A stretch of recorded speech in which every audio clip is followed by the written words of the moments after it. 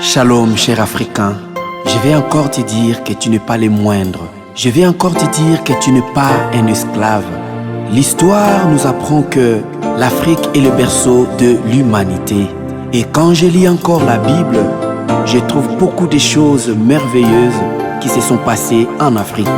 N'oubliez pas, c'était en Afrique qu'Abraham s'est enrichi, en Égypte. Isaac a visité l'Afrique et y fut béni. C'était en Afrique que Jacob a été richement béni quand la famine a frappé la terre. C'était en Afrique que Joseph est devenu le père de Pharaon, premier ministre. C'était en Afrique que les 12 fils de Jacob ont été épargnés de la peste qui frappait la terre. C'était en Afrique que Moïse, le plus grand prophète, est né et devenu un grand pour libérer un peuple. C'était en Afrique que le peuple d'Israël a amassé des richesses et sorti avec de l'or, argent et les pierres précieuses pour construire le tabernacle.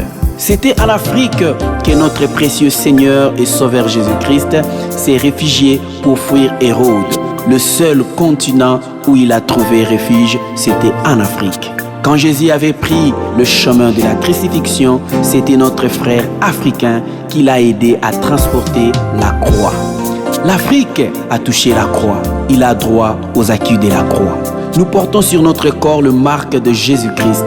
Je refuse et je dis non à toutes les paroles négatives contre l'Afrique au nom de Jésus-Christ. L'Afrique, tu n'es pas le moindre.